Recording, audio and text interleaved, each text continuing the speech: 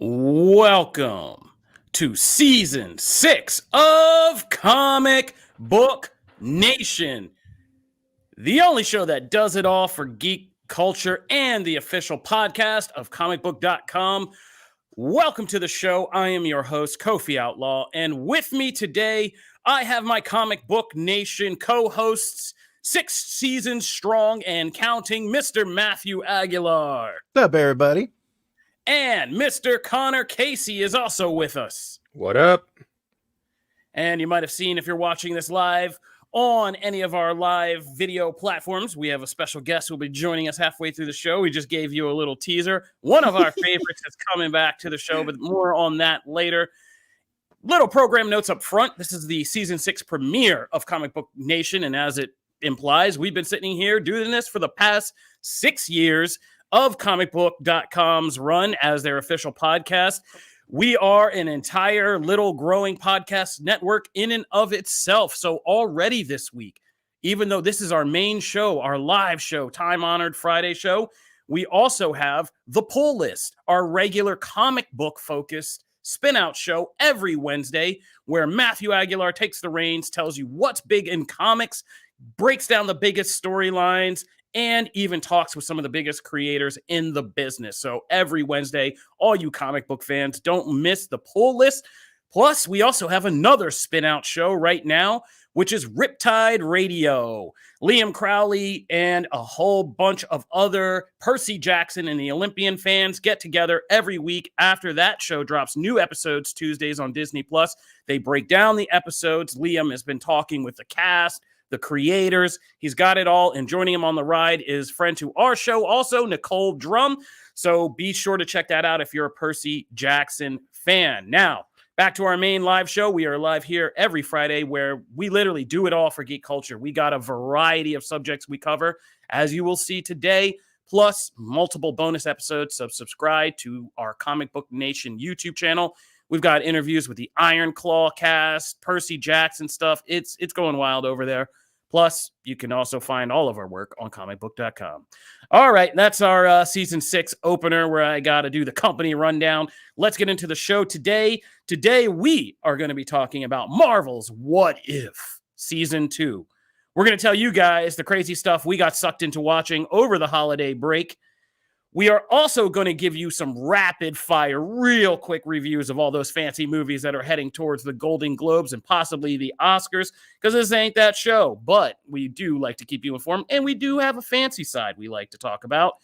And I believe that's about, oh my God, we got so much to do. We got to review the new film, Night Swim. We got to always cater to Matthew Aguilar's agenda, and I'm sure he has stuff in the agenda this week. So let's get to it. All right, jumping back up top. What did we start with? Oh, I started with holidays. Yeah, just catching up with my co-hosts out here. So, Matt, hello, Connor. I haven't seen you guys in a little bit. We all got a little bit of time off between Christmas and New Year's. And I was curious, as a fun kind of little aside, what did you guys get sucked into watching over the holiday binge? Let's start with Mr. Connor Casey, and I think you're doing the job of helping us hit a couple things at once, right? So yeah, I was bad in terms of actually binging shows over the past week. I beat Super Mario RPG. Like I said, I got that stack of games I need to get through. I started partially because of Matt's ringing endorsement. I started Final Fantasy Remake on PS5, the PS5 port. About 5 hours into that right now. It's good. It's fun, but that was taking up a lot of my free time. So as far as shows, I got through all of What If Season 2, and I got all caught up on Monarch. So we'll knock those two out right now. As far as What If Season 2, that started off really good. I thought Season 1 was probably one of the weakest things of the MCU's Phase 4, and that's a low bar, considering some of the stuff we had to put up with on that. I thought Season 2 was definitely an improvement. I think it still has the problems where when it's just taking one character, slotting it into the plot of another movie, and then just playing out that movie, it's boring. There's an episode late in the season with Hela just doing the plot of Shang-Chi and the Ten Rings. And I'm just sitting here going, I saw this movie. It was better when it was live action and had the characters it's supposed to have, instead of just a random Taika Waititi insert. When it's making its own stories, setting the Avengers in the year 1602, when it's saying, hey, what would happen if Ego's plan from Guardians 2 actually played out and Peter showed up and the Avengers had to form in 1989, what would that team look like? I go, that's actually a really interesting question. What would happen? And we see what happens, and it's fun. When they do a Christmas episode where Happy Hogan is basically John McClane, who can also turn into a purple version of the Hulk, that's a fun time. But then it decides at the end, oh, we're still going to do the thing where a couple of these episodes have continuity, and we need to have all of our toys in the toy chest clash against each other and throw around our action figures. That was when I was like, this still doesn't work for me. What if stories are supposed to make you think and you're supposed to have fun with it? And that just felt kind of lazy. So there's about 4 or 5 episodes I would recommend folks actually go out and watch. That's much more than I can say for season 1. There's only one episode I would say go out and search that one, and it's the Stephen Strange one. I think we're all kind of in agreement that was the highlight. With this, there's a decent handful. So in that sense, What If season 2 is actually worth checking out, and it was fun getting to see an episode a day as they did their little different way of unveiling everything. And then, wow. Anybody else catch up on that one? Oh, no. I mean, I watched it all. Yeah. I mean, this is part of our main subject today. But I didn't want to take up your binge watch time, but we got to get into it because this is the one I've been waiting to talk about because Sure. I feel like I'm in a what if universe because I feel like if nothing else, this is maybe a referendum on how crazy of a year Marvel has had, that we've gone from what if season 1 being like dead last at so many people's list to now everybody watching What If season 2 and be like, oh, that wasn't so bad. I kind of like What If. No more talk about some of the things we got. Like, no more talk. Okay, same animation last time I checked. Same replacement voice actors last time I checked. And I'm sorry, but I think it's nuts that we say that there was like better lines of episodes because I actually did take the time to go back and look at both seasons. I feel like people in this season are mostly living off this 1602 episode and the Kohari episode, which is admittedly better than a lot of things I've seen Marvel do recently. Yeah. But like season 1 had some really good episodes. Like the Strange Supreme episode is one of my favorite MCU stories. We got a Marvel Zombies story. We got which was one of the weakest episodes though. And when they show back up in the finale of this one, I groaned. I was like, oh, not this crap again. Right. But compared to, I'd rather see that stuff personally than Blade Runner Nebula, Death Race Tony Stark instead of, Thor Ragnarok. What was the other one that I was kind of rolling my eyes at? Oh, the Happy Hogan Die Hard Christmas episode. It's just like all of wow, these. you didn't like the Christmas episode. Interesting. It made me glaze over. Come on, like guys, I haven't said my piece yet, so I'm not in agreement or not agreement. I'm just saying that's interesting because that is one of the. I'm just talking to somebody. For the record, I did not rate What If season 1 that low. I thought it was fun. I didn't mind. I mean, people complain about Star Wars animation. I got all over all that a long time ago. I knew this wasn't the exact actors. I'm not hung up on any of that. I thought it was actually just a fun exploration of what we could do. And I think this season felt more like, honestly, the leftovers of season 1 that didn't make the cut. I mean, I could see how several of these stories could have resulted in Avengers that we got for the multiversal Avengers, except that there were cooler people to pick from, right? So, that's what a lot of it felt like. And they tried to slap a new kind of story arc and thematic arc on this is, this season's about how people can change or what small choices can vastly make people change their character, either for good, bad, or back again. I got all that. So I think what's different now is Marvel has had a lot of suck in the last year. So people are kind of giving this a little bit easier. Right. But also this feels, when we got the first season, we weren't into this multiverse saga deeply yet, deeply. So it didn't feel, What If just felt extraneous. Now we can go back and they've done a good job at hooking us, at least making us feel or think that this is more relevant to the multiverse saga of it all, right? And in that sense, it's why I think I liked the serialized storyline. Out of this whole series, the Captain Carter of it all is the most worthwhile thing I'm getting out of this whole series is that Peggy Carter's Captain Carter feels like an important character that I would love to keep following.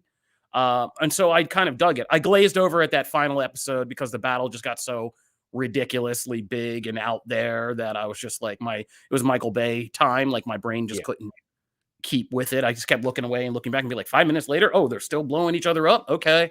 But yeah, there were some definite highlight episodes, but weirdly enough, I did like some of the things where like I said, I didn't like Nebula Blade Runner so much when they're doing these kind of riffs on movies as so much as they did the small character changes. Like I liked the Hela 10 rings thing, even though it is the same beats as Shang-Chi with Hela, because it shows you both kind of what Hela could be and like how that whole Shang-Chi thing kind of really needed his character for that specific outcome and like what happens when you change it. So I dug it. It's still kind of in the same place for me. It's in the lower, not quite bottom end of the MCU, but it's been hilarious to see the perception changes amongst like Marvel Twitter and pundits and being like, trying to treat this small little piece of content that clearly Marvel didn't have the utmost confidence in because they binge dropped it day after day, in kind of being like,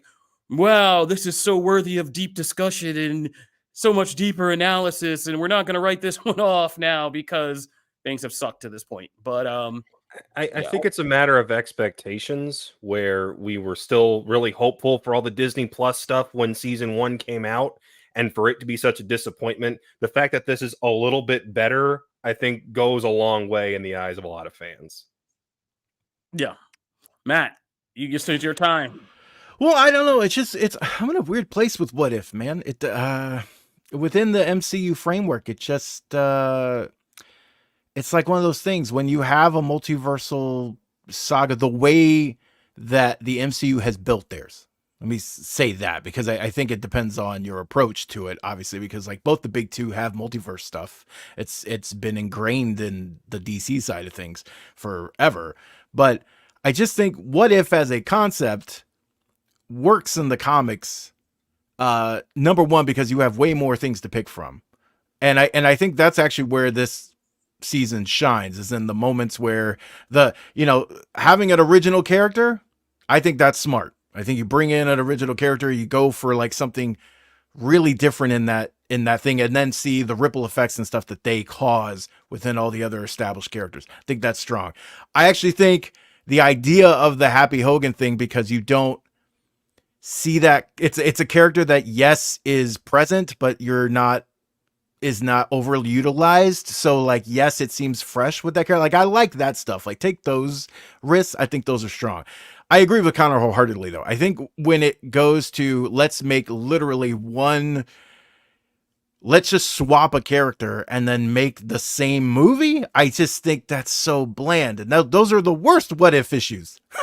Those are like some of the most mundane changes in What If stories are actually some of the most like thought provoking. You know what I mean? I mean, it was always like stuff like, oh, hey, what if Daredevil became like the Kingpin? And then you see like all the ripples that creates. It's making one small tweak, but it's making a tweak that isn't just swapping out a plot beat. And that stuff gets on my nerves. It's that, that MCUing of everything. We don't have to do that. You have such a big toy box. Why are you limiting yourself to just like stuff within the movies? Some of the best What If comics are you change something, you see that domino effect, and the world ends because of it. That's why that Stephen Strange episode was so interesting. Yeah. And no, I mean, and I push back on look, some of this stuff were good ideas. But just because I have characters and stuff that I would love to see, but I'm not dinging them because they didn't devote a whole episode to Cardiac. Like, give me a break. Like, that's not why I'm dinging them. I didn't ding them because they're not using Moon Knight in every episode. What I'm saying is though, that those are boring. Some of the concepts innately are boring because they are literally just swapping a beat, and that's it. You could literally put 10 other characters in there and have the same story. For a What If to work, it's got to connect more than that. It's got to have more tethers to something that like gets you thinking about the possibilities. And for me, some of those didn't land. Ironically, You know, it's a weird thing because some of my favorite episodes, I do think I agree with Kofi in the sense that there is revisionist history going on already of like how, you know, everyone's like all of a sudden on board. And I do think some of it is just because like it's the end of the year. Some of these are just kind of hitting the right notes for people, and it's been a down year for the MCU. So I do feel like this is maybe getting heightened and built up a bit more than it would. But I enjoyed some of the one or two of the episodes at the first season one, and I will say the MVP for me is also Peggy Carter. Captain Carter is like one of my favorite characters in the comics, and man, has she translated to screen. Even her brief live action appearance was great until all that happened. You know what I mean? So I hope that means bigger things for the character. I think she's been a linchpin, and I love watching the seasons because of her. And a few other key people. But I just think I actually enjoyed the teaser for What If Season 3 that they released. I just need them to take more chances, I guess, and you know, get out of the same wheelhouse. And I just, maybe that means that you need to go to the comics more instead of just playing with the MCU toy box that's already been established. I don't know. But I just need something else to spark some things in season 3. I enjoyed it. Some of them more than others. It's a mixed bag. I think, I mean, maybe I'm the only one picking up on this because I've heard a lot of people talk about this season, but I haven't heard this said. But I think something like that came out really in the Hella 10 Rings episode. It's like when you ask yourself, why does that episode exist? There's a lot in this season that they low key do to address one of the biggest criticisms we've had, right?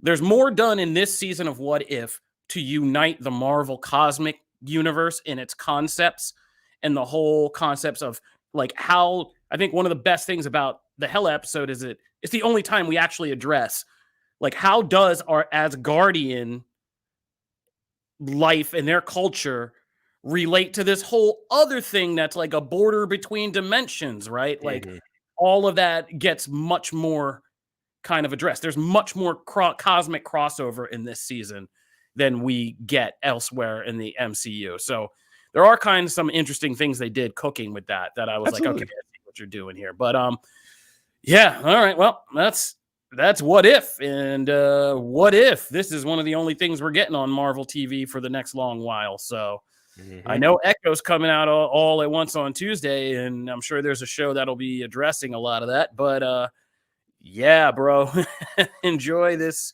What If glow up. I'm excited for Echo. Oh yeah, me too. I'm not an Echo hater. I'm just mad that they just dumping it all out. I thought we could have stretched that out a little bit, but again, it's been interesting to see how Disney is viewing this content and what they should be doing with it right now. But Connor, you had another binge watch pick that I'm excited to talk about. So why don't we jump into that? I did. I got all caught up on Monarch. I think we've got one episode left of the season. Yes. Kof, I know you're hyped on this one, and I'm not gonna rain on your parade at all for this, but I think I figured out why I've been so kind of lukewarm on this show. And I wish this had come out in like 2016, a couple of years after the original Godzilla movie. Because I think about everything that has happened in the monster universe since the 2014 original. We've had the Skull Island stuff. We've had King Ghidorah show up from outer space, unleash all the Titans. Godzilla has to fight him. They all bow to him. We've had Godzilla versus Kong, and a Mecha Godzilla shows up, powered by the brain of King Ghidorah and a crazed mad scientist. And we're about to have Godzilla team up with Kong to fight a giant bunch of monkeys. And that's going to be fun. But to do all that and then do this show, it's like if we did a show now in the MCU where a bunch of people went, guys, I think there might be superheroes in this world. It's like, gee, you think? Everything that this show is hitting on, it's like, guys, we've done Hollow Earth already. We're about to hit movie number 2 with that. We've done the stuff with Monarch. You want to go back and talk about the origins of it, cool. But so many of those scenes are just 3 people standing around asking military folks, hey, can we have some more money, please? I don't need Godzilla in every episode. I don't need a bunch of crazy Titan designs, but this for as crazy as we're going with this on the film side, for this to be as lukewarm as it is, it's just kind of a letdown. I think I've if we had been having this conversation weeks ago, I would have very much been agreeing with you that it was kind of getting slow. I think episode 9 does a lot to explain why we're getting this show now, and like what's going on with it, and like how it factors into the Monsterverse. Basically, this is an intercal retcon, right? If to put this in comic terms, like this is a retcon. It's saying like there's stuff that's happened in these films, but we didn't understand the full scope of the story and the world. And I'm pretty sure it's because they're going to do some pretty nuts stuff with revealing more of that when we get to Godzilla Kong, the New Empire, and how that whole thing is happening, right? Mhm. And episode 9 does some pretty big kind of reveals about, Hollow Earth, the background of that, and what goes on with that whole realm and stuff. So Now, let me ask you this, Cove, because you guys obviously, if there's smaller details in the show, we're writing about it. But does the whole time dilation thing of, hey, if you're there, time moves a lot faster out in the real world, does that track with what happened in Godzilla vs. Kong? Because there was no sense that, hey, they were jumping out and it's been 20 years. no, but the thing is like, and then they have like one small kind of way, which is in Godzilla vs. Kong was all about they built these crafts, right? That were able to just travel through these portals, as opposed to kind of like going in the wake of the monsters and having to use this janky method they used in the past, which could be the only kind of explanation of like what happens is through the passage of the portal. I don't know. I don't know where they're going with all this. I just know that it added at least a little bit more intrigue to the Hollow Earth theory. And it adds a little bit more intrigue to the characters so that like when you see John Goodman's character in Skull Island, you have a little bit more depth and background to it. But it has been kind of dry in getting there, right? Like it's not been the most thrilling ride. And I've been doing a lot of thinking because I was hard on Godzilla -1 when it came out, and this was just starting. And I was like, well, I'm kind of excited by this, and kind of was lukewarm about that. There's still a lot I don't like about Godzilla -1 technically, but it does already kind of create a more interesting dynamic between humans and monsters than we've gotten out of this show in 9 episodes, and that's saying something. People in the comments are talking about Fargo. I didn't put this on it because I haven't been binging it. I've just watched it as it came out. But yeah, Fargo's dope too. Shout out to Fargo. But I think with this 9th episode, Monarch is at least proving that it can do some interesting things with the franchise, in that a season 2 could, after Godzilla X Kong, when maybe they're playing less in the shadow of what's come before and mapping out new ground, I think could actually be interesting. Matt, you been catching up on this at all? Or are you still? I gave up. I hit Wow. jumped off like episode 4. It was like episode 4. I just was like, nah, there was a lot of other stuff to watch, and I was just like, I tapped out. Like it just didn't keep my interest. I'm all for I'm excited for the next movie. I'm all aboard the Monsterverse. What I'll probably do is, if, with Kofi's ringing endorsement of episode 9, I might jump back in just to see what that big stuff is. But it's just, man, it didn't keep my interest. It was just not enough happening, and there wasn't enough intrigue from episode to episode for me to like keep me in. I'm all for a slow burn and stuff, but like it was just, half of it was just boring, and some of it was just like I've already seen this. Like there was some of that. We were just going over information, to Connor's point of like that I know. So at that point, I was just like, I'd rather watch other stuff, which we'll get to in a minute. I'd rather watch other stuff. Cynically, my concern with the whole, like, the big reveal of the Hollow Earth thing was that they signed on Kurt Russell and went, oh, crap. If we actually stick to the timeline of this, he should be way older than he is. How are we going to fix that? Time travel. No, I mean, you're very cynical, yes. But I think they signed them both to this as the kind of linchpin in this season of like why he and his son Wyatt are playing the same role, and how that functions is kind of like the mystery linchpin. I think a lot of this whole season was around the linchpin of episode 9 and what it reveals about Hollow Earth and all that. And I think that's really just this has been an elongated exploration to get to that point. Like, this is what Hollow Earth is. This is why we can't find it. We started a long time ago when we knew Monarch started, but this is like why it's been so messed up to figure this all out. And I think that's because we're going to get deep, like literally and figuratively, we're going to get deep into Hollow Earth in this next movie and find out there's all a bunch of secrets in there. And so we got to start setting that up now. But yeah, I mean, at the end of the day, the real truth is, I'm enjoying this because I kind of have to slough through it and make the connections, but I wouldn't necessarily recommend it to anybody to jump into as a MonsterVerse. It's just like, go watch the easy movies, right? Yeah. Like, just go watch those. And if you're that invested in it, come back and watch this. But otherwise, and then read the excellent articles by Kofiel. Yes. Articles. All right. So thanks, Connor, for both giving us your watches and helping us knock through some of these subjects at the same time. I took some time to get away from everything that I watch for this show and get back to some quality things that I hadn't watched in a while. So I went back and kind of got sucked into watching The Wire. You know, HBO has been flooding the zone on Hulu. So every time I open Hulu, HBO has a bunch of stuff they're throwing in my face with that Max connection. Like, yay, you should watch this. And I saw The Wire, and I was having a slow day, and I was having this weird kind of crisis because there was some point in the holiday where I was like, I don't have enough stuff to binge watch right now. Like, there's nothing so good. Monarch wasn't going to do it for me. And I was just like, I got to watch something good that can really hold my attention all day. And so I just pressed play on the first episode of The Wire and was like, let's see if this does it. And like, yeah, I was right back. The Wire is still, I will say, the greatest TV show like possibly ever produced, like TV drama ever produced. Season 4, best season of TV, in just indisputably for me, the best season of TV ever produced. And it's scary how well it holds up. It's heartbreaking and scary. Like classic rap records, like it's this portrait that this paints of inner city America and everything that's wrong with it is still so relevant that it breaks your heart that so little has changed.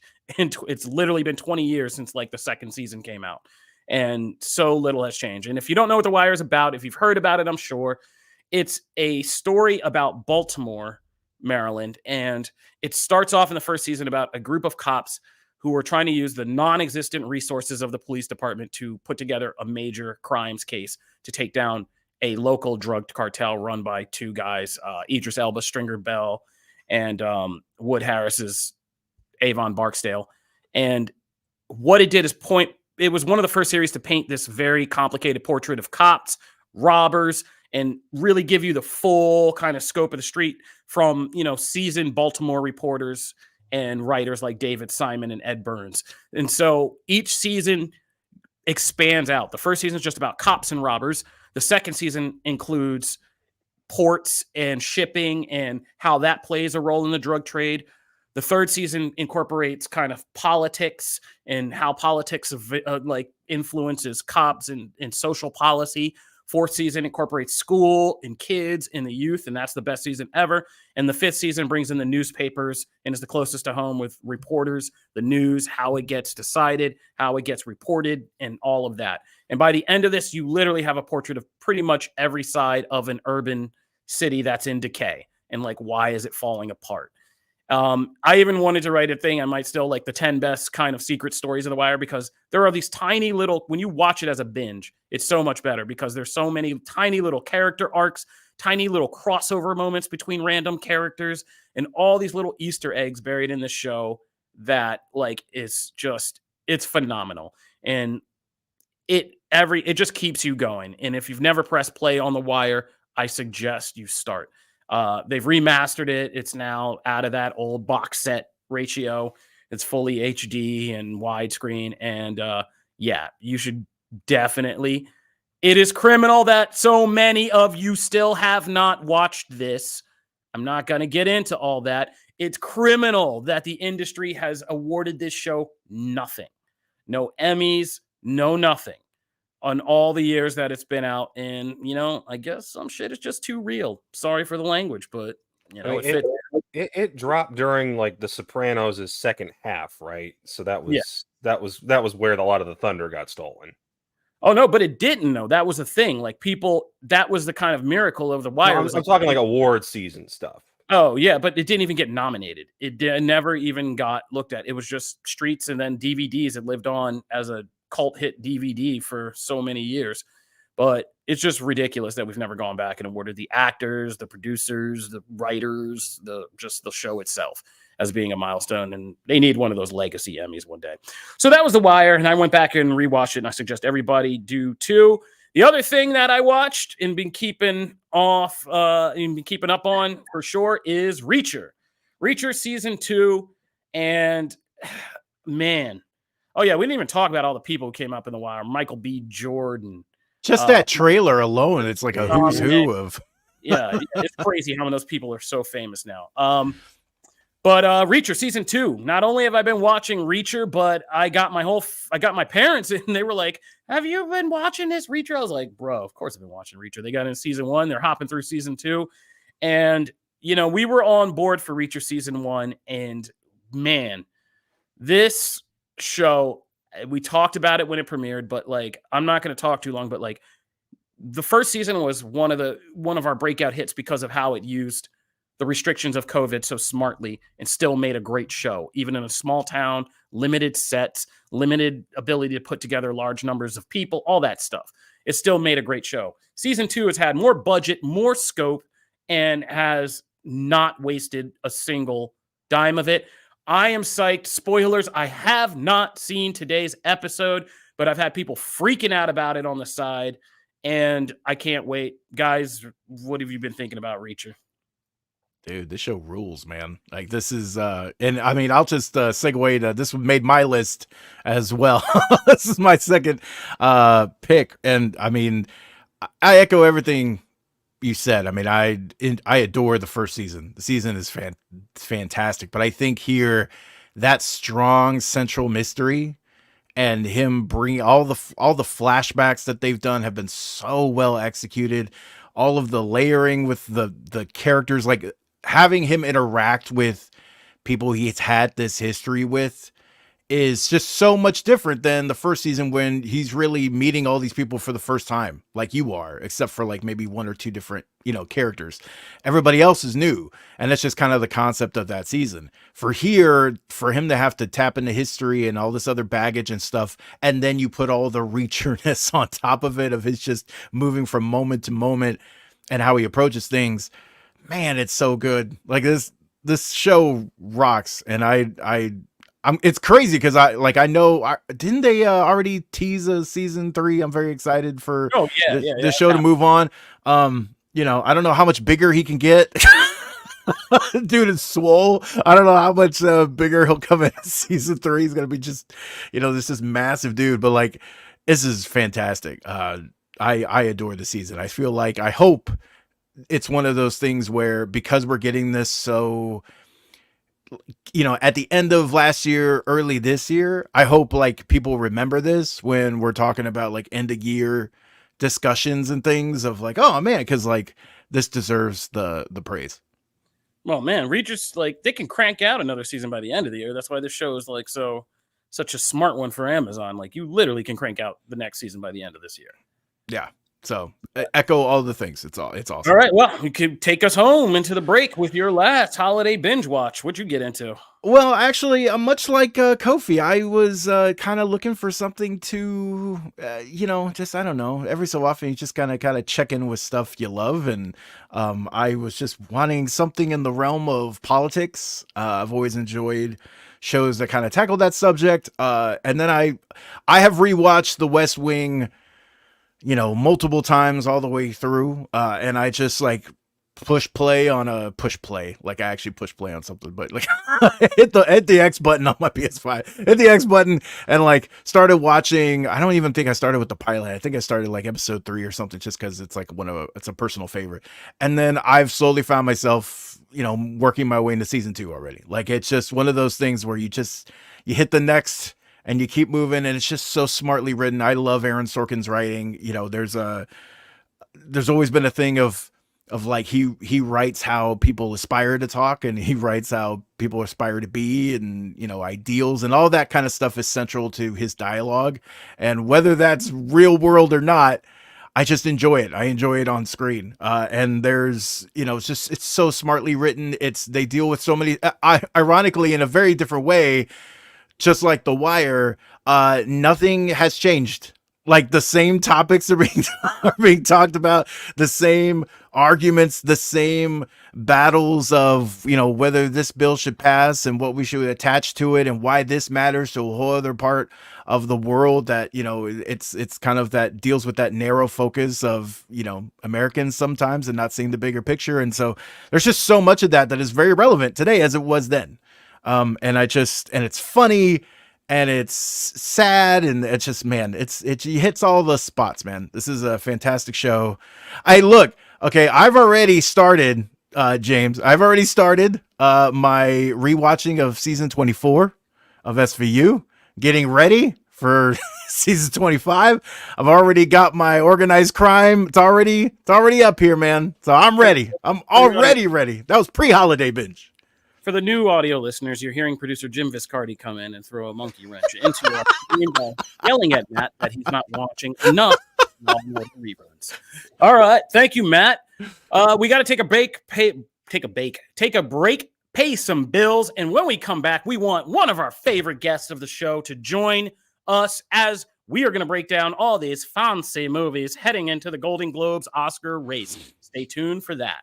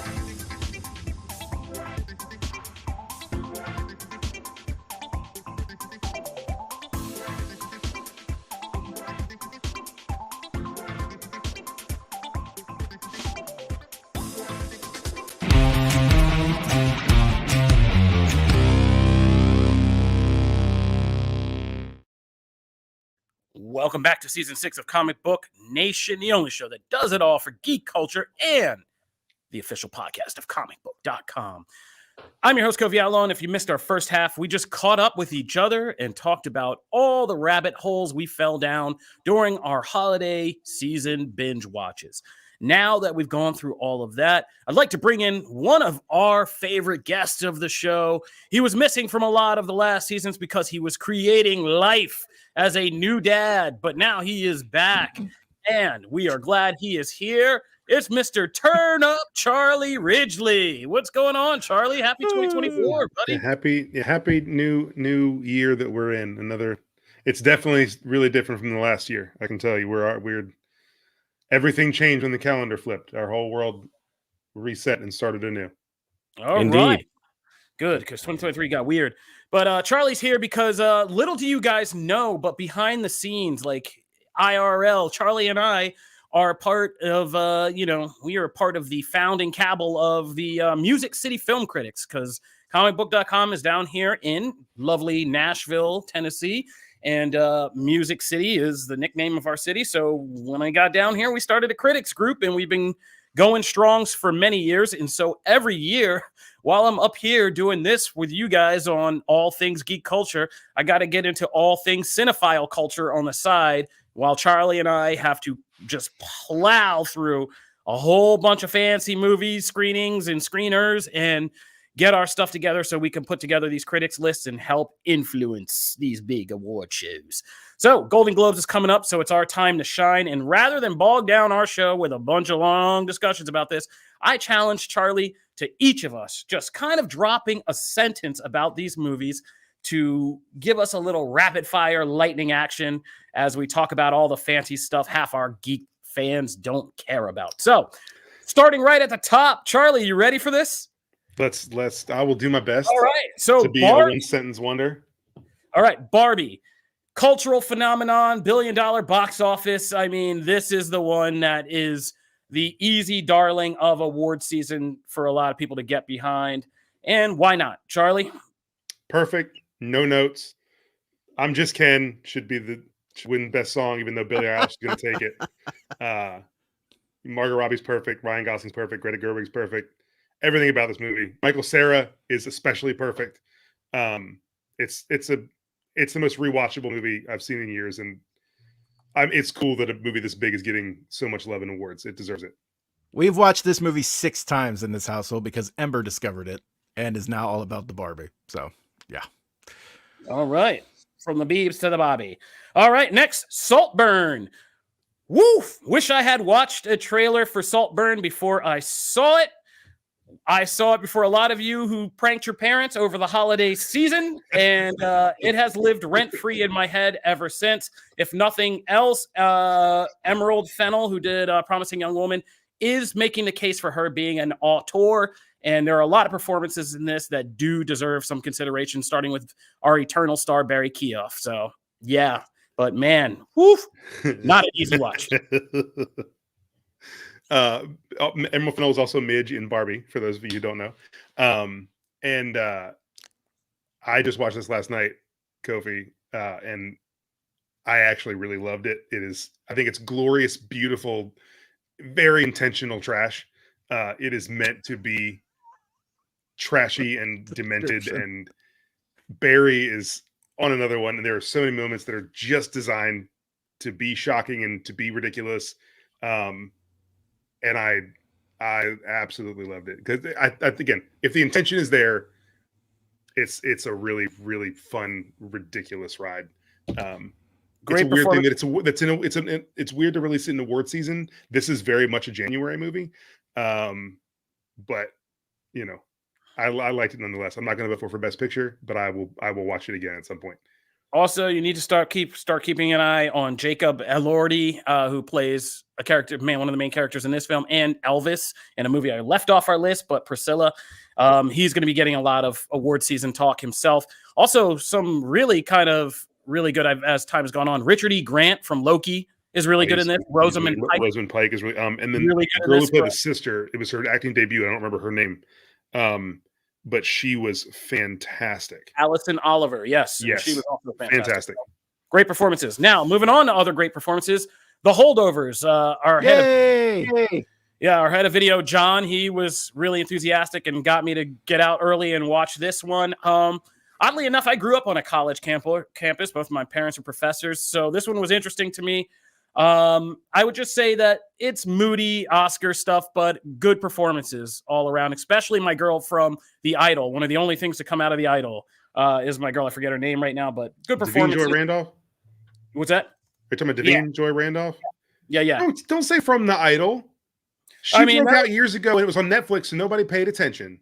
No, but I paid attention in The Idol because I even said, if nothing else, somebody should do something with this actress. And she was in My Name is Dolomite, and she was phenomenal. That's right. Yeah, you're right. But The Holdovers, I just say it's your typical Oscar fare with great performances. It's a Paul Giamatti Oscar movie. Who doesn't love that? It is not typical Oscar fare. I think this movie is delightful and charming and hilarious. Like this is an easy watch of a movie.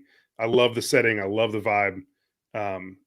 Oscar bait is too serious, and Oscar bait is like trying too hard with subject matter that isn't as interesting as they want you to think it is. This is like actually funny, and this has so much heart in it. It's so sweet. There are incredible performances. I agree with you there. Giamatti and Randolph are both likely going to win Oscars once the Academy Awards roll around. It's just all around, I think a great movie, and without a doubt one of the best from this year. That was 10 sentences. All right, let's speed it up. Here we go. American Fiction, one of Jeffrey Wright's best movies I've ever seen. And as somebody who is a Black writer, this movie spoke to me like crazy, but it's also just a really good movie. A whole story, actors, and a kind of premise that I've loved and haven't loved so much since Sorry to Interrupt You came out. So great, wild, I think one of the best screenplays I've seen this year, easily. Way funnier than I ever imagined it would be. I mean, I laughed out loud several times in this movie. And Jeffrey Wright is, I mean, incredible. He's the one I put up against Giamatti as the best of the year performance wise. It's those two in a race to me. And Sterling K. Brown is best supporting, absolutely insane in this, like in the best way. He's fantastic. I loved American Fiction. He steals every scene. He's so good that they put him in like the latest TV spots and trailers with that scene on the beach, right? With their neighbor. The beach one, and then when he gets in I'm a grown man, I don't want to get out of the pool. It's incredible. Oh yeah, he's a supporting actor for sure in this. Like I would say, like that Glenn Glary, Alec Baldwin style just comes in, steals a few scenes, like crazy and locked off. But moving right along, Ferrari. I think this one's lost a lot of speed since its kind of festival debut. It's Michael Mann, but it's kind of by the numbers, and I'm not really sure what the point of this one that I was supposed to take away. Adam Driver is always compelling. Penelope Cruz is compelling, but beyond the two of them, not much here for me. I don't know. Charlie maybe felt different. By the numbers, Michael Mann is still better than most anything else you're going to get from anyone else. And so I think Ferrari is a movie that, like Michael Mann's other films, we're going to look at 10 years from now and have very different opinions on. His movies tend to age like the finest wine, and I think that Ferrari has the potential to do the same thing. All right, Color Purple, big budget Oscar bait in the most classic way, right? I mean, like in the Dreamgirls tradition, right? Fantastic cast, fantastic performances, production design for days. But just, I mean, and I wouldn't answer this for Charlie, but it was just okay. I mean, I don't know if it's because the old Color Purple holds such a like pivotal place in my heart, but this one was okay. But again, it's kind of like, I feel like in the Oscars race, it'll be somewhere middling because it is like Oscar stuff, but does it distinguish itself in any kind of way beyond maybe like Fantasia? I don't know. Yeah, I'm actually really with you on that. I think the performances are fantastic. The music is incredible. If you forgot what Fantasia can do, she is more than happy to remind you, and I'm very glad that she did, because too many people forget how incredible and talented she is. Danielle Brooks is, I think, going to be a big contender for supporting actress. Beyond that, I think the movie itself, when you look at like the editing, the pacing, the design is great, but how some of them things are staged, it doesn't keep up with the great performances at its core. It can't keep pace with how great the acting and the music is. It's way slower than it should be at times. Like it's okay, but it's worth watching because the performances lift it so much. All right, let's move over to Mr. Todd Haynes and his latest work, which is May December. Oh man, May December is one of several films that is hard to watch because of its subject matter this year, but outstanding performances from Julianne Moore and especially from Natalie Portman. And I think this one is on my list of favorites for screenplay because of what it actually says about Hollywood. It is a very intense movie about Hollywood, kind of mocking Hollywood, using two of Hollywood's biggest acting icons. So there's a weird meta level to it that makes it a very compelling watch. And this is kind of classic indie Oscar feel. Like it feels like a short story, perfectly kind of cut and told. But I think this one will be performance heavy for the people in the leads. And the guy who plays the Charles Melton, Riverdale alum, Charles Melton.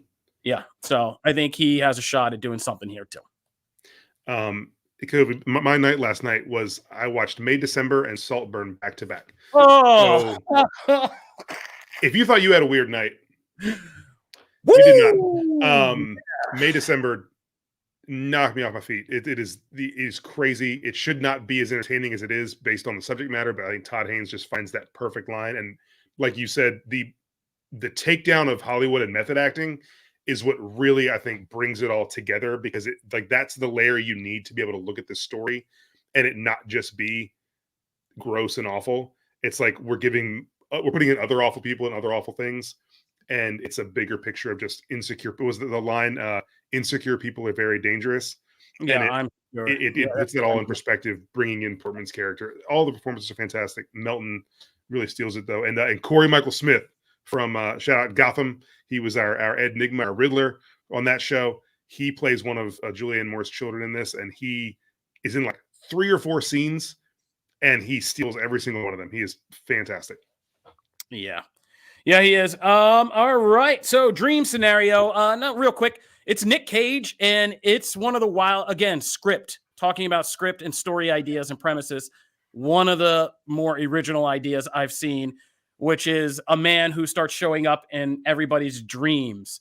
And it's all about kind of, popularity, influencer fame, and all of that stuff. But it's a very well told parable about how that can start out feeling really great and then go really horribly wrong. And it's another way of just, getting Nick Cage up there for consideration. But I also really like the screenplay and the kind of premise of this one. So, Charlie. As big as a Cage fan as I am, this is one of the few from this year I have not seen.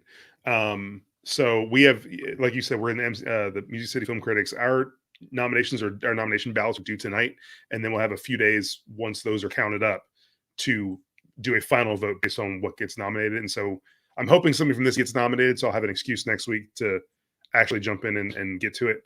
But unfortunately, it's one that I have missed. As much as I love Nick Cage. All right, let's keep it pushing. This one Connor, you can get in on this one, see if you've changed. We went to see the Iron Claw a while ago, and the hype for this movie has only grown. I was out at the theater seeing Night Swim, which we'll talk about briefly.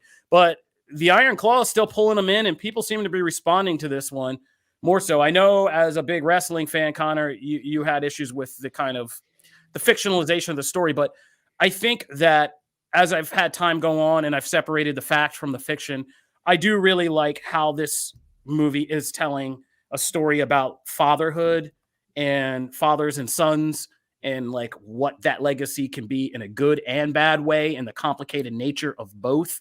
Mm-hmm. And I think maybe it just spoke to me because I am in, boy dad. I spent the last year dealing with boy dad stuff, but it's grown on me since then. And I think this is a real award season, going to be a real award season's contender for cinematography, direction, acting, story. Wrestling might be coming up big. Well, I'm thrilled that it's doing well. I'm thrilled that people are still talking about it a few weeks after its premiere. My thing has always been that there was so much more they could have told, that this honestly could have fit really well as a miniseries on a place like FX or HBO. What we get is pretty solid. I think it's the best wrestling has physically looked on the big screen in terms of how it's filmed, choreographed, and whatnot. But yeah, there's so many stories, and the more you read, the more you go, wow, they could have made Fritz so much more of a monster than he already is in the movie. They could have dived more into the brothers' relationships. More of the brothers could have had more screen time and dive into all the issues that they had. So if I come out of your movie and I'm just asking for, man, I wish this was longer, I wish it was more, you've done something right. Charlie, you see Iron Claw? Yeah, and that's where I disagree with Connor a little bit.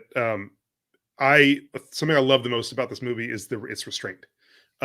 This story is darker and more painful and more expansive than what we see on screen, and I think doing all of that on screen in any capacity, I think, is too much. Reality is so like this gives you enough of it. And then so many people have now gone and read about the Von Elric family after this movie. They've gone and explored it, and they've gone and dove into the story. I think this gave you just enough to tell you everything you need to know. But if you want to know more, it's all out there for you. Also, I'm sick of miniseries. Stop limited series. I'm over it. Stop. Let's just do a TV show that runs for 10 seasons and gives me a new episode every week, or give me a movie. I don't want any of this high profile Ryan Murphy garbage anymore. I'm done with it. All right. I rewatched Chernobyl, so you were way off on that one, Charlie. I mean, All there's Hey, I'll give you Chernobyl. everybody pull it in. We're not talking about any of that. Let's go on. The zone of interest.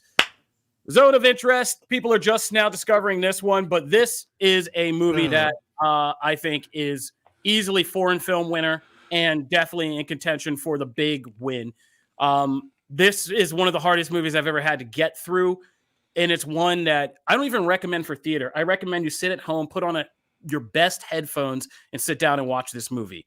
The sound design and editing it's unreal. There's a movie just in the sound editing.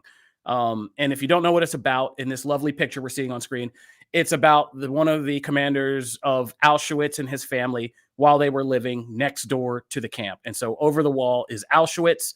But how the movie approaches that is unique among all World War II movies I've ever seen. And by the end, it will turn your stomach without any gratuitous violence, horror, or anything at all. Simply sound, editing, and perspective. Phenomenal film from this year. Charlie? Pass. You won't see it. Anything else see it? I'll pass on the movie entirely. I respect what Jonathan Glazer is doing. I get the point. I have no qualm with.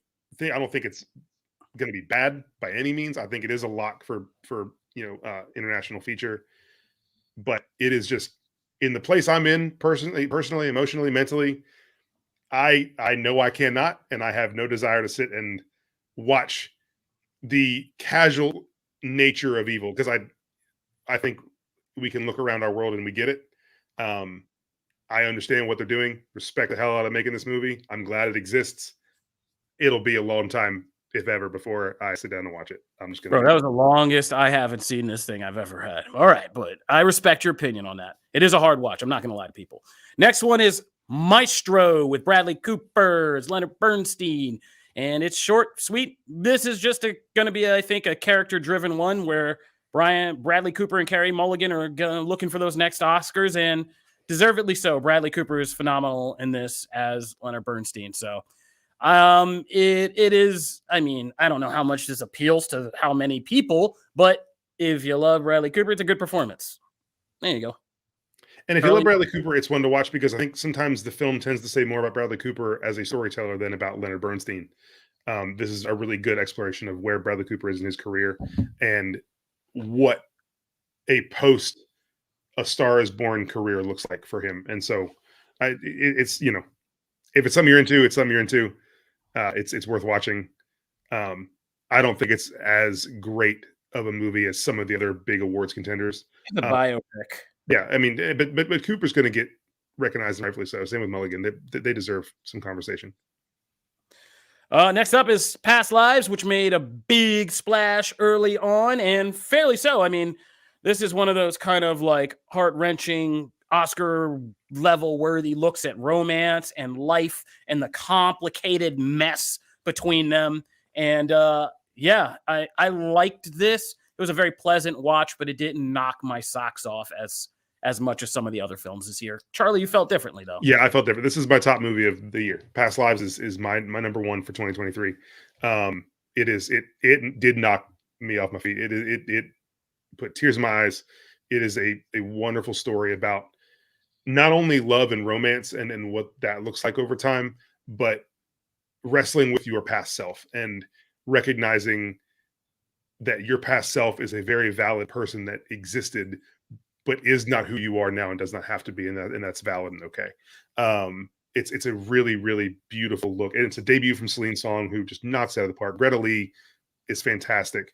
The cinematography in this is out of this world. There's some shots I don't even understand how they got, and the dialogue. You talk about screenplay. This screenplay, like there's one line from John Magaro says, "You dream in a language I don't even understand," and that delivery alone, it's like soared to the top of my ratings for the year. I cannot talk enough about Past Lives. And that's a Charlie movie right there. Let's talk about another possible one. Killers of the Flower Moon. We're going to wrap this up real quick because we've talked about some of these. Killers of the Flower Moon, I've looked back and it is long. And it is, I mean, it's Martin Scorsese, so the craft is there, but I still think there's such a problematic twist with this movie, which is it doesn't have a good protagonist angle. I wish it had been about the woman and not DiCaprio's character, because this is just one of those things where the premise kind of strangles it, and there's going to be a theme for the end of the show. But yeah, DiCaprio's character being a guy who we're supposed to identify with as he's poisoning his wife, but also fighting against these dark forces, like it didn't make sense. So it kind of didn't come together for me thematically. A lot of beautiful shots. I wish Marty could have edited them down more to some of just the best of the best. But yeah, I think this is just, I don't know. I don't even know if I like this more or less than The Irishman. It's kind of bouncing up and down in my head. And so, yeah, I think it's Oscars because it's Scorsese and DiCaprio. And I mean, I think it is, but also I think it deserves it. I think DiCaprio's character is one that just screams classic Marty character. He's complicated. He is not a good person. He thinks he is, though, and that's the struggle we get to watch. Lily Gladstone is a force of nature, and I mean, never bet against Marty. This is true. Oppenheimer. I've rewatched this in 4K. It's only gotten better. Nolan, the peak of Nolan, just him abandoning some of the kind of tired formula, actually managing to capture a character and make people feel like humans more so than I've seen in a lot of his films. And just the filmmaking craft and the editing and how this is put together alone is phenomenal. Looks great in 4K. I think this is going to stick, even though it came out in summer. I think this one's going to stick as a major kind of awards contender. Yeah, it's the same deal with Barbie. They helped each other become the phenomenon they are. I mean, Oppenheimer is helping save digital media almost single-handedly, and that's dope. That 4K is sold out everywhere. And I haven't been able to bring myself to rewatch it, but I saw it in IMAX the weekend it came out, and it is a gorgeous movie. From a technical perspective, from craftsmanship level, I mean, I don't think movies really get much better in terms of how they're made. It is a what a picture, like that the Al Pacino, what a picture. It's just, there's not a lot that hasn't been said about this. So I'm trying to find a new thing to say that hasn't already been said. And I don't know if it's anything, because we've all talked about it for months and months, but there's a reason it is still at the forefront of this conversation, despite being released in July. It is a phenomenal achievement from Nolan. Connor and Matt. Love it. Said my piece last week. I still think comparing this to a Wu-Tang Clan album was a highlight for me for 2023 on this show. Yeah, it's really good. Matt, we don't think we heard you talk about Oppenheimer at all this year. Yeah, it's good. No, I mean, I'm not the most. You're not a Nolan head. Yeah. So I mean, I think you guys have stated it all so well, though. I mean, this is easily one of, if not my, favorite Nolan film. And I think he did everything he set out to do. So it's fantastic. All right, well, let's wrap this up. Napoleon, another big director making another big Oscar bid. Ridley Scott. Phenomenal production design, cinematography, and just kind of filmmaking. I don't know. I usually love Joaquin Phoenix, but this take on Napoleon, where it was just basically Joaquin Phoenix, was a little weird. I don't know if I learned any more about Napoleon himself. I think that Vanessa Kirby walks away with a lot of this movie, and Ridley Scott as a directorial effort, as a guy who is still doing that classic Hollywood. I'm getting out here. I'm bringing hundreds of extras and horses and getting the historical crap out of the basement and putting it all in a field, and we shooting this. Like, yeah, you don't see that a lot anymore. It's well made that way. Great battle scenes and things like that. But the actual central subject and Joaquin Phoenix's performance, I don't really rank it up there in award season. Vanessa Kirby, absolutely. I think Ridley Scott's a crazy person, and I mean that as the biggest compliment I can offer. He is a movie psycho, and this isn't my favorite Ridley Scott film by any means, but also I want to do everything. I want him to be able to do whatever he wants, whenever he wants to do it, and just get all the money to make all of his crazy, ridiculous stuff. This is the kind of movie that, again, not the best, but I'm super glad it's there, because old cranky dudes getting to make old cranky movies with hundreds of millions of dollars is it typically turns out pretty fun. Last Duel was the same situation. It turns out fun, and I think we're better having them than not. So that's really, Napoleon is not a big awards player for me, but I am glad it's there. I left one big thing off of here just because I have I forgot. It's been so long since I've seen it. And yeah, so Poor Things with Emma Stone is also. I was wondering if you were going to talk about that, because I didn't see the list and I was surprised. No, I knew I was going to forget something, and that was the thing I forgot, because there's so many of these movies that I forgot about it. But Poor Things is great. Also, production design, story, performances, Ruffalo, Emma Stone, William Dafoe. Like, there's so much going in that, and I wish it had more buzz. I don't think it's gotten that breakout mainstream exposure yet, and I hope it doesn't get forgotten about, because it is very kind of artsy and very kind of on the nose with its metaphors and what it's saying. But very good. And finally, Priscilla, Jacob Elordi. That movie, Sofia Coppola, about Elvis courting a very young Priscilla Presley, is also like May, December, not comfortable subject matter per se, but Jacob Elordi as Elvis in that movie, fantastic. And that kid, unlike May, December, though, not funny.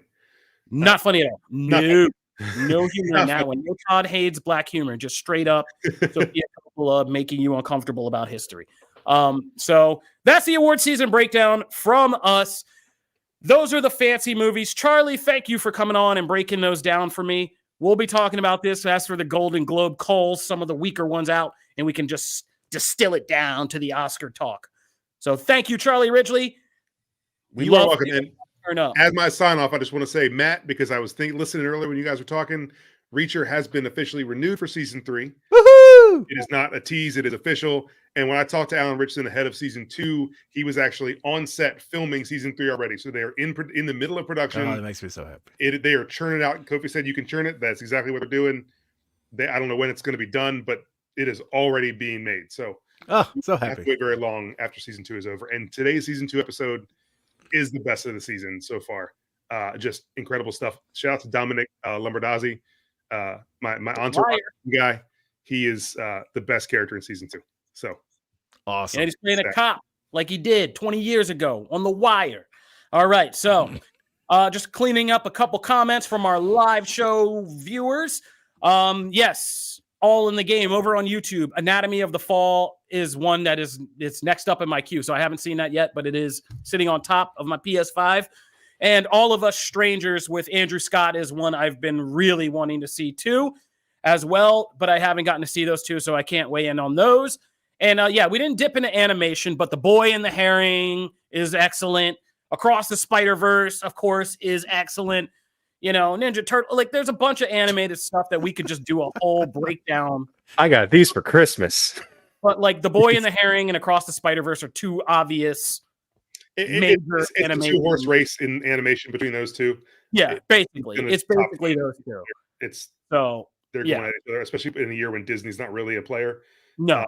Those two are. It's Studio Ghibli and Across the Spider-Verse. So that was an easy one. We just kind of not the herring, sorry. Heron, the boy and the heron. Thank you from, I can't even say your name, Yabio Slaughter 44. Your boy is Laughter 44. Yeah. All right. Now I'm going to keep this short and sweet. I went to see the new film from the powerhouse combination of Blumhouse Entertainment and Atomic Monster, Night Swim. And Night Swim is the feature-length adaptation of a short film by Rod Blackhurst and Bryce McGuire from 2014, which after the last crop of horror directors from like Lights Out, Mama gave us Andy Muschietti, Lights Out gave us Davis F. Sandberg, Oculus gave us what's his name from Midnight Mass and all that. Mike Flanagan. I thought we were done with this in the 2010s, where we were going to short films on YouTube and pulling out directors and being like, "This is the future of horror." But here we are with Night Swim trying to do some late laps in the pool. All right, so this is based on a 2014 3-minute short film about a haunted pool. You don't have to see this. It's early January. You can skip this. It has Wyatt Russell and Kerry Condon, who are two fantastic character actors. Kerry Condon, you've seen on like Better Call Saul, HBO's Rome, and a whole bunch of other stuff. Wyatt Russell's, of course, in Monarch, in Falcon and the Winter Soldier, and kind of Kurt Russell's son in Overlord. But this is one of those cases where simply the story strangles the movie. I don't want to get into it, but since I'm telling you, this is like a 1.5, 2-star review for me. The basic premise is there's a pool, this family moves in, it's haunted. But why it's haunted and what is going on there is one of the directors of the short directs and writes this full-length one, Bryce McGuire. He kind of Shyamalans it. He's trying to make like a dark, gothic fairy tale. Not even my words, it's a quote. And so there's a fairy tale element to this, to what's happening in the pool. And they keep it a mystery for most of it. But when you find out, you're like, oh, well, that's actually, why I get it's scary for the characters we've established. It's not that scary as a horror movie. It's just not. Like, there's not going to be rampant mayhem and murder and body counts and anything that scary. It's basically a pretty straightforward premise. So it's not scary. It's weird. It's confusing about the rules and like what happens in the pool and all that. So it ends up being a lot of wasted time. So sorry, Night Swim's not that great. All right. Well, you mean to tell me that the January horror film release was bad?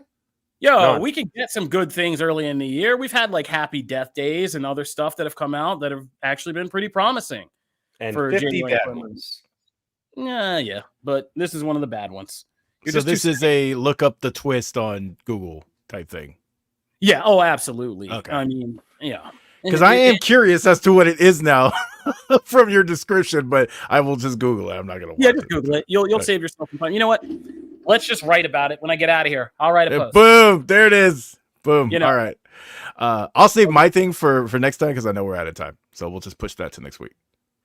Oh, you sure? Yeah. Ride, Legacy review. Yeah. We'll push it to next week.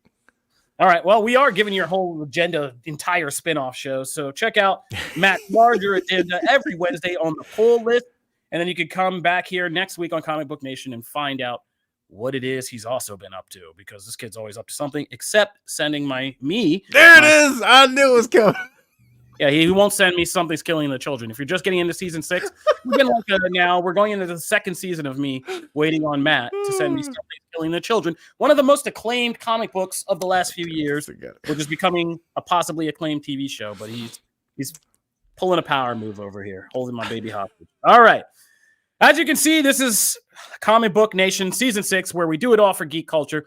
We've been all around the bend today. We've talked about everything that's kind of Marvel related. I don't remember if we did anything DC, but we also talked about anime. We usually do wrestling. We do everything. So be sure to subscribe on YouTube, the ComicBook.com YouTube page, the Comic Book Nation YouTube page, and subscribe to our podcast and your favorite podcast platforms. We're on Apple and Spotify and all of that. And yes, this season, program notes, guys, we are looking to expand. We're looking at the idea, and we would love feedback from our regular fans because you guys are the best. But we're looking at going maybe and giving everything its own little segment.